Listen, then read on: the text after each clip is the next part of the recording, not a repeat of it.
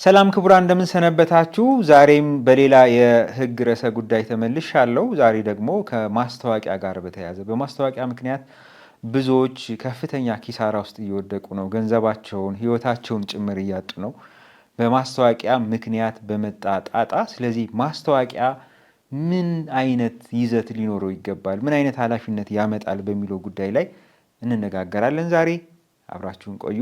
ጠበቃ ሙልጌታ በላይ ነኝ።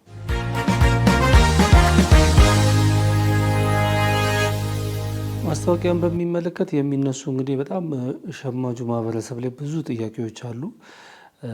ለምሳሌ አሁን በጣም ታዋቂ የሆኑ ለማህበረሰቡ ፊገር የሆኑ ሰዎችን ይጠመዱና ይፈለጉና እነዚህ ማስታወቂያ እንዲሰሩ ይደረጋል።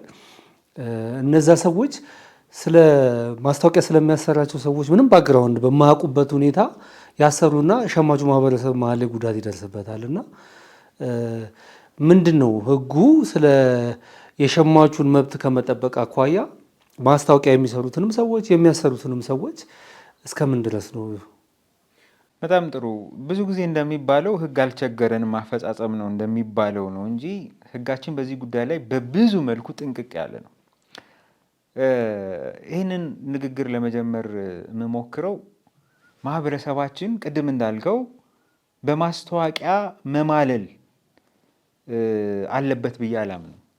በተለይ ጊዜው አሁን የማህበራዊ ድረገጽ ነው። እዚህም እዛም ማስታወቂያ ነው። እዚህም እዛም ሁሉም ሰው አይንና ጆሮ የሚፈልግበት ዘመን ላይ ደርሰናል። ሰዎች የሌሎችን ሰዎች አይንና ጆሮ ባልተገባ መንገድ እያሻሻጡ ነው እየኖሩ ያሉት እና በማህበራዊ ድረገጽ በምንሰማው በቴሌቪዥን ጭምር በሚታወቅ ቴሌቪዥን በተከበረ በምትሉት ቴሌቪዥንም የሚታወቅ ማስታወቂያ በምትሰሙበት ጊዜ ቆም ብሎ ማሰብን ማስታወቂያውን የሰራው ሰው የተከበረ ሰው ነው፣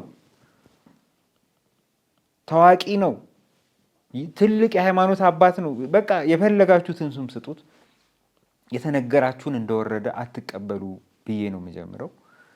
ከዛ ግን ቀጥዬ የምለው ምንድን ነው የማስታወቂያ ህጋችን የሚለው ምንድን ነው ያለበት ኃላፊነት፣ በአግባቡ ይህንን ህግ መሬት ላይ ብናወርድ ምንድን ነው የምናገኘው ጥቅም የሚለው ነገር ላይ እንነጋገራለን።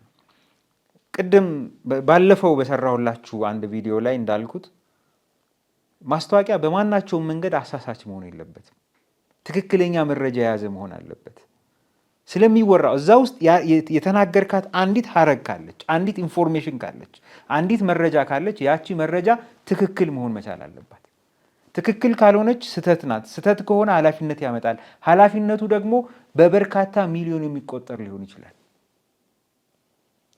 ይሄ ጉዳይ የሚመለከታቸው ሰዎች ማስታወቂያውን የሚያስነግረው ሰው ባለቤቱ፣ ነጋዴው ወይም አንድ ምርቱ ወይም አገልግሎቱ እንዲተዋወቅለት የሚፈልግለትን ሰው ይመለከታል። ማስታወቂያውን የሰራው የማስታወቂያ ወኪሉን ይመለከታል። ማስታወቂያውን ተቀብሎ ማስታወቂያውን የሚያሰራጨው የቴሌቪዥን፣ የሬዲዮ ወይም የኢንተርኔት አካል ይመለከታቸዋል። ይሄ ነገር ይህ ማስታወቂያ በምታሰራበት ጊዜ አንደኛ የማስታወቂያ ስራ ሲጀመር በፈቃድ የሚሰራ ስራ ነው። ማንም ሰው እንደፈለገ ከመሬት ተነስቶ የሚሰራው ስራ አይደለም። እኔ ራሴ የራሴን ምርትና አገልግሎት ለማስተዋወቅ ራሴ የምሰራው ማስታወቂያ ከሆነ ፈቃድ ሊያስፈልገኝ ይችላል። ለምሳሌ እኔ ጠበቃ ነኝ። የጥብቅና ጉዳይ ላይ ማስታወቂያ መሰራት የሚፈቀድ ሆኖ አስፈቅጄ ተገቢውን ስርዓት ጠብቄ ማስተዋወቅ የምፈልግ ከሆነ የንግድ ፈቃድ ወይም ለማስታወቂያ ተብሎ የሚደረግ ፈቃድ አያስፈልገኝ። አንድ ነጋዴ የራሱ ምርትና አገልግሎት ፍቃድ ሳያወጣ ማስተዋወቅ ይችላል። ነገር ግን ማስታወቂያ የሚሰሩ ሰዎች ግን አንደኛ ንግድ ተግባር ነው ማስታወቂያ፣ ሁለተኛ በልዩ ሁኔታ በማስታወቂያ አዋጃችን ላይ በግልጽ ያለ ፍቃድ የሚሰራ ነገር አይደለም። ብዙ ሰዎች ያለ ፍቃድ ይህን ስራ ሲሰሩት እናያለን። ምክንያቱም ማስታወቂያ አንደኛ ጥበብ ነው፣ ሁለተኛ ሙያ ነው፣ ሶስተኛ ንግድ ነው፣ አራተኛ ኃላፊነት ነው። ስለዚህ እንዲህ አይነቱ ነገር በዘፈቀደ ማንም እየተነሳ የሚሰራው ሊሆን አይገባም። አንድ ነገር ወጥተህ በአደባባይ ካስተዋወክና ከተናገርክ ኃላፊነት ሊኖርብህ ይገባል። በተናገርከውና ባረከው ነገር ጥቅም አግኝተህበታል። ጥቅም ስላገኘህበት ብቻ እየተነሳ ላገኘኸው ማስታወቂያ የምትሰራ አይደለም። ለከፈለህ ሁሉ እንደፈለክ አፍህን የምትከፍትበት እንደፈለክ ቪዲዮ የምትሰራበት ነገር አይደለም። ይሄ ጥንቃቄ የሚፈልግ ነገር ነው። ምክንያቱም የሌሎችን ሰዎች ሀብትና ገንዘብ ለመውሰድ ነው እየመጣ ያለው። እዚህ ጋር እንዲህ አይነት ምርት አለ፣ እንዲህ አይነት አገልግሎት አለ፣ ኑና ግዙኝ እያልክ ነው። ገንዘቡን ይዞ ነው ያ ሰው የሚመጣው። ስለዚህ አንተን አምኖ ሲመጣ የተናገርከው ነገር ትክክል መሆኑን ማረጋገጥ መቻል አለብህ። ስለዚህ ህጉ አንደኛ ፍቃድ ይፈልጋል ይላል፣ ሁለተኛ ትክክለኝነቱን ማረጋገጥ አለብህ ይላል በግልጽ የምታወራው ወሬ። ለምሳሌ አንደኛ የሆነ እንደዚህ አይነት በኢትዮጵያ የመጀመሪያ የሆነ ቃል ተጠቅመህ ከሆነ ማስታወቂያ ውስጥ የመጀመሪያ ስለመሆኑ ማስረጃ ሊኖር ይገባል። ማስረጃ ሳይኖርህ የመጀመሪያ አስገራሚ፣ አስደናቂ፣ እንደዚህ ያለ ተወዳዳሪ የሌለው የሚሉ ቃላቶችን መጠቀም አትችልም። ሌሎች ሀረጎችን ቢኖሩ አንድ ነጋዴ ሲጀምር ንግድ ፍቃድ አለው? መኪና ላስመጣ ነው ካለ መኪና ማስመጣት የሚችልበት አቅም አለው? አስመጥቻለሁ ካለ በእርግጥ አስመጥቷቸዋል? ኢትዮጵያ ውስጥ ገብተዋል? እያንዳንዱ መረጃ በአግባቡ የማጣራት ማስታወቂያውን ለ6 ወር ሰንዶ የማስቀመጥ ግዴታ አለበት። ማስታወቂያ በሚያስነግርበት ጊዜ ደግሞ ተመሳሳይ ተዋናዮችን በመጠቀም ዛሬ ለአንዱ ማስታወቂያ ትሰራለች፣ ነገ ደግሞ 3 ወር ሳይሞላ ለሌላው ማስታወቂያ መስራት፣ ይህም የተፈቀደ አይደለም። ቢያንስ 3 ወር ድረስ ለዛ ማስታወቂያ ታምና መቀመጥ መቻል አለባት። ያ ማስታወቂያ ደግሞ በጠላቂነት እየሄደ እየቀጠለ ከሆነ ደግሞ ከቆመበት ጊዜ ጀምሮ ቢያንስ መጠበቅ አለ። አልበዛ እዚህ ሌላ አንዱ ማህበረሰባችንን ከሚያሳስተው ነገሮች ውስጥ አንዱ እሱ ስለሆነ ነውና አሳሳች ማስታወቂያ፣ የሚያደናግር ማስታወቂያ፣ የሀገር ክብርን የሚነካ የማህበረሰቡን እሴትና ባህል የሚቃረን ብሔርን ሊሆን ይችላል፣ አንድን ማህበረሰብ ሊሆን ይችላል፣ አንድን ባህል ሊሆን ይችላል።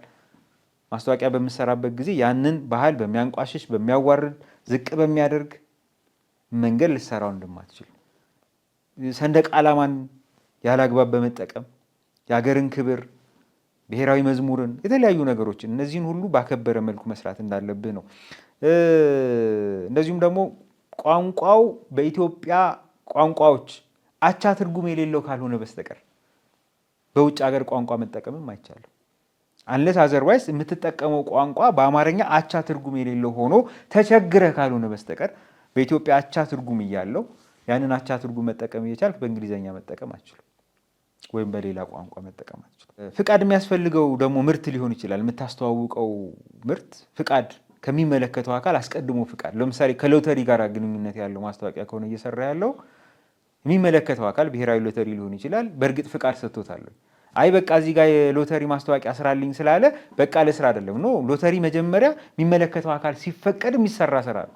ስለዚህ የሚመለከተው አካል ፈቅዶልሃል ወይ ብለህ መጠየቅ መቻል አለብህ። ይሄ ምሳሌ ነው። በጣም በርካታ ነገሮች አሉ አስቀድሞ ፍቃድ ሳይወጣባቸው የማይሰሩ ስራዎች።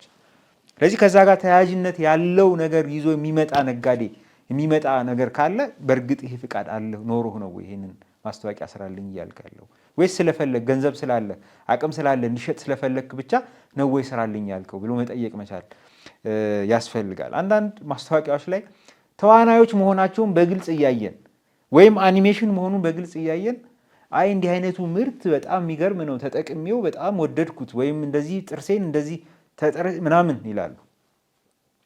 ይሄ ሐሰተኛ ምስክርነት ነው።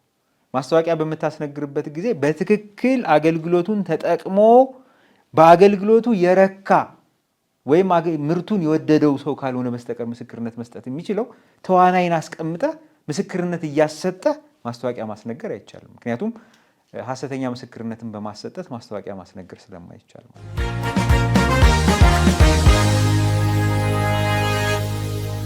ሌላው ተጠቃሚውን የሚያጣጥል የሚያንቋሽሽ ዝቅ የሚያደርግ ወይም የሆነ ለምሳሌ አንዳንድ ማስታወቂያዎች አሉ አንዱን ከአንዱ የሚያበላልጥ ማለት እንደዚህ አይነት እቃ የገዛ ሰው እንደዚህ አይነት አራዳ ነው፣ እንደዚህ አይነት እቃ የገዙ ሰዎች እንደዚህ አይነት ናቸው ብሎ ሌብል ይደረግ። ሌላውን እቃ ያልገዛ ሰዎች ደግሞ እንደዛ አይደሉም ማለት ነውና በሸማቾች መካከል ውድድር የሚያደርግ ያንን እቃ የገዛ ሰው አራዳ፣ የተሻለ ዘመናዊ ምናምን፣ ይህን እቃ ያልገዙ ሰዎች ደግሞ ፋራ፣ እንደዚህ ያላደረጉ ወይም ገጠሪዎች አድርጎ መሳል ያልተገባ ነው፣ ያልተፈቀደ ነው።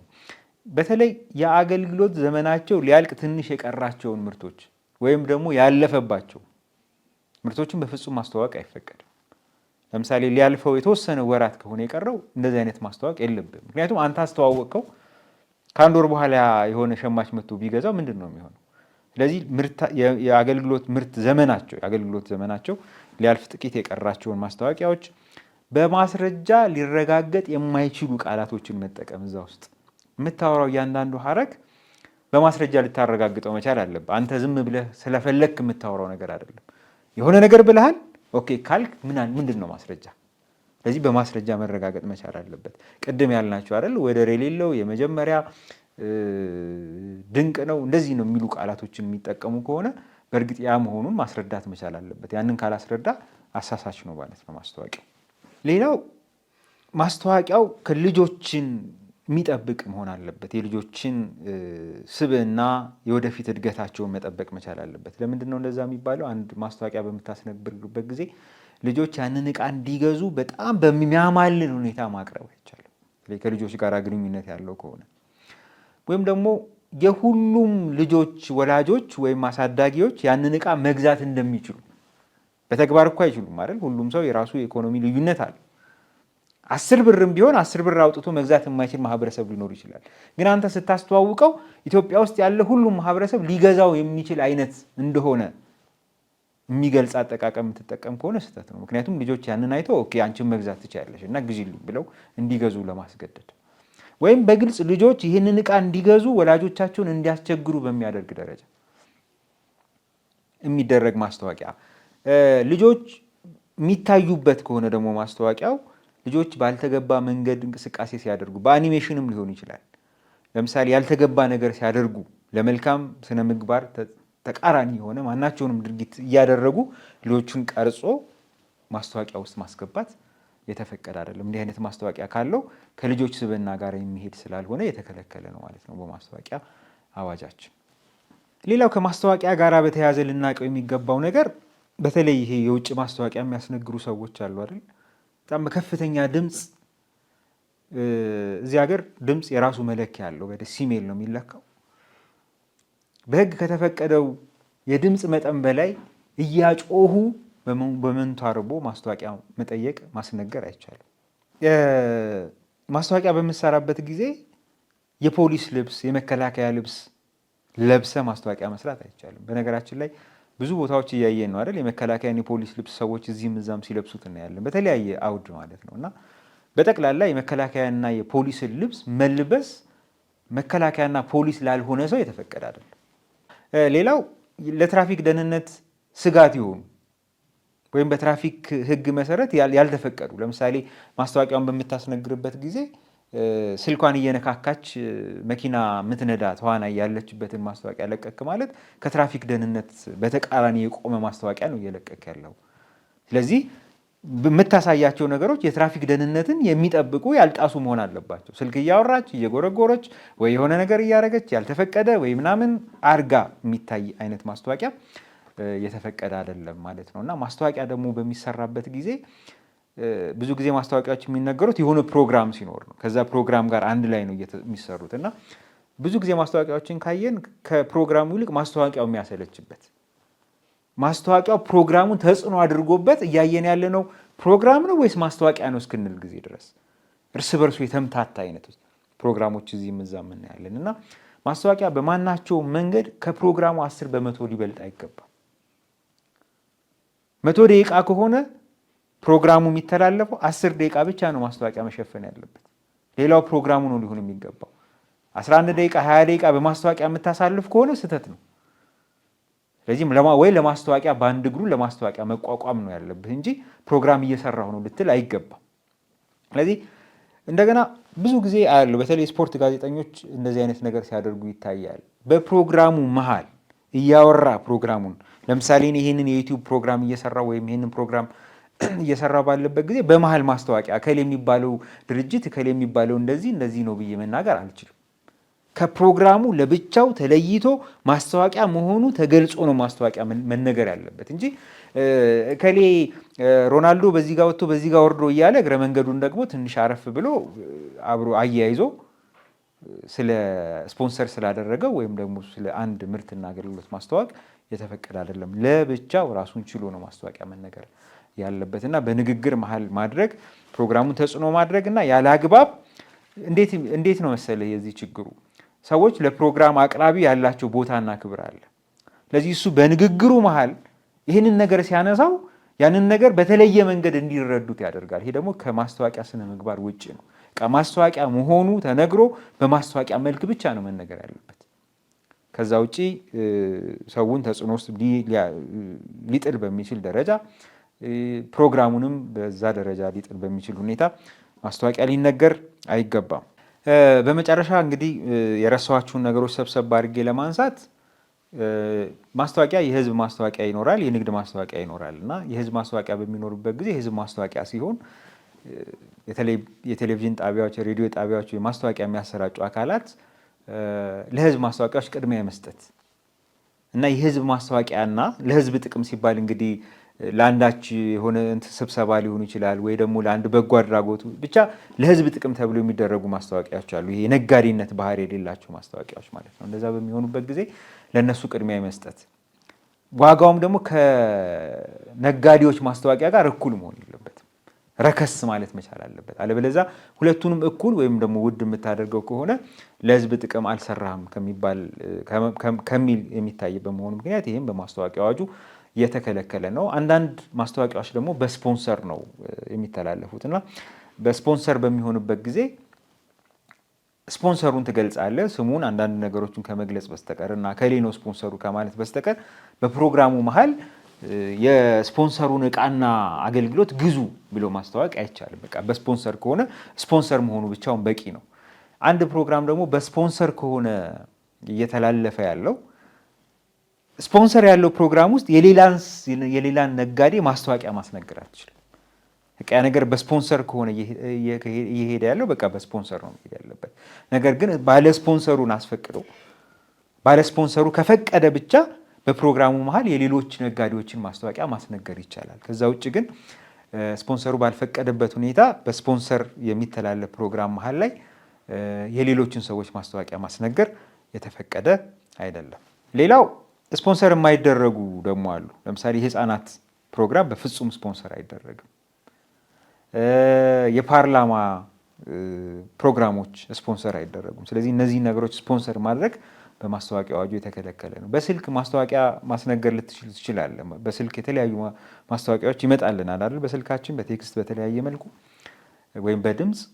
እንዲህ በሚሆንበት ጊዜ አስቀድሞ ፍቃድ የሚመለከተው አካል ቴሌኮሙኒኬሽን ሊሆን ይችላል። በዚህ ጉዳይ ላይ ፍቃድ ካልሰጠ በስተቀር አንድ ሰው ዝም ብሎ ተነስቶ በስልክ ማስታወቂያ መልቀቅ አይችልም፣ መላክ አይችልም። እኔን አንድ ሰው በስልኬ ልኮ የሆነን ምርትና አገልግሎት እንድገዛ ሊያስተዋውቅ አይችልም፣ የሚመለከተው አካል ካልፈቀደ በስተቀር ማለት ነው።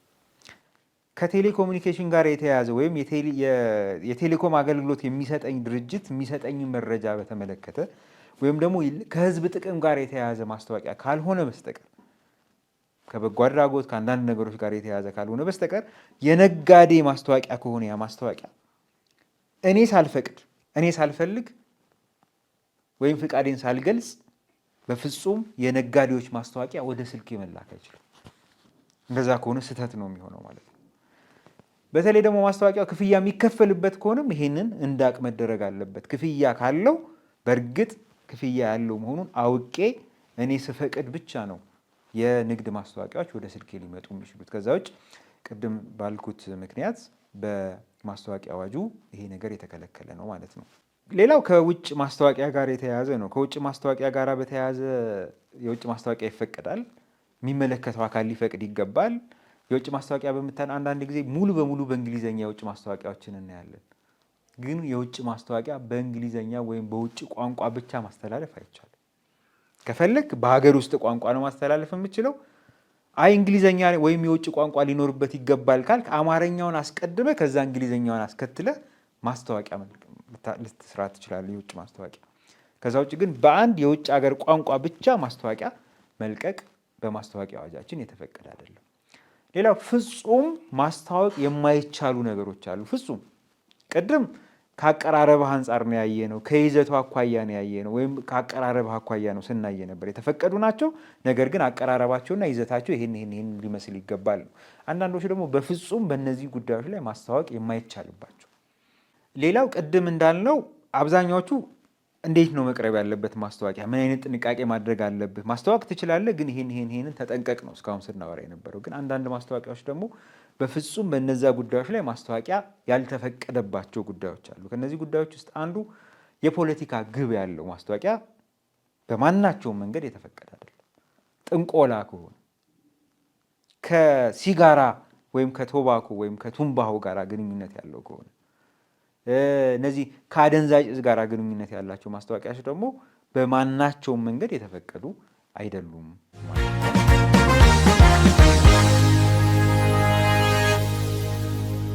ከማስታወቂያ ጋር በተያያዘ ያደረግነው ቆይታ በዚሁ ተጠናቋል። በሌላ ጊዜ በሌላ የህግ ርዕሰ ጉዳይ መለሳለሁ። ሰላም። ጠበቃ ሙልጌታ በላይ ነበርኩ።